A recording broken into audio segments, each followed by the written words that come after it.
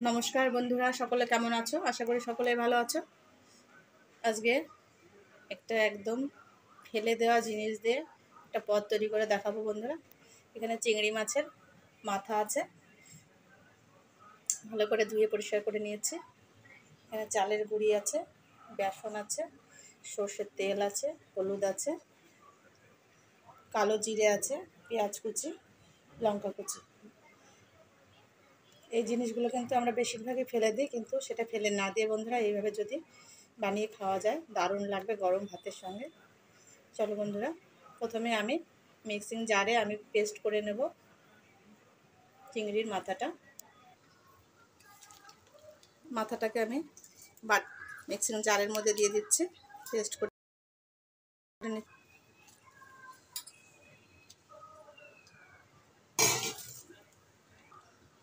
মাথাটাকে পেস্ট করে নিয়েছি। এবার একটা বাটির মধ্যে নামিয়ে নেব। এবার আমি এই চিংড়ি মাছের মাথার পেস্টের মধ্যে লঙ্কা কুচি দিয়ে দিচ্ছি, ছোট সাইজের দুটো পেঁয়াজ কুচি দিয়ে দিচ্ছি। ঝালটা যার যার পছন্দ মতো বন্ধুরা, ঝাল ঝাল হলেই ভালো লাগে।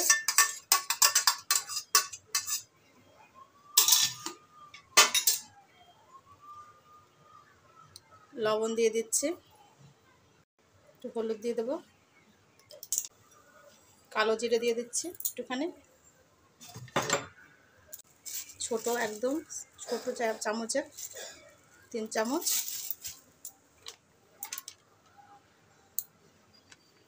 আর 2 চামচ মতো বেসন দিয়ে দিচ্ছি। বেসনটা বেশি দেবো না বন্ধুরা, বেসনটা বেশি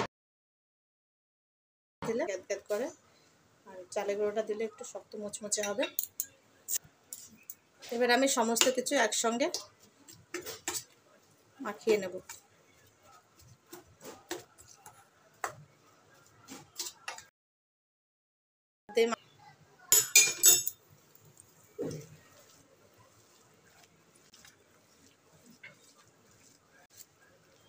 লবণটা স্বাদ অনুযায়ী দেবে।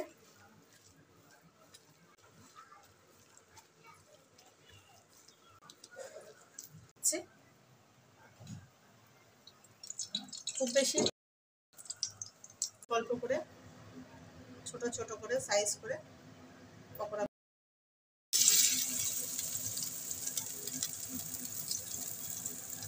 এইভাবে ফেলে দেওয়া জিনিস দিয়েও যে একটা পদ তৈরি করে খাওয়া যেতে পারে, আবার দারুণও লাগবে খেতে।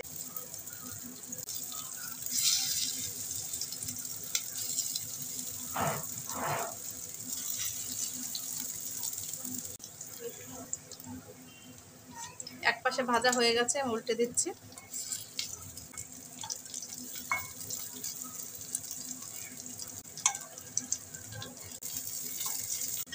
পকোড়াগুলো হয়ে গেছে ভাজা ভাজা, তুলে নিচ্ছি।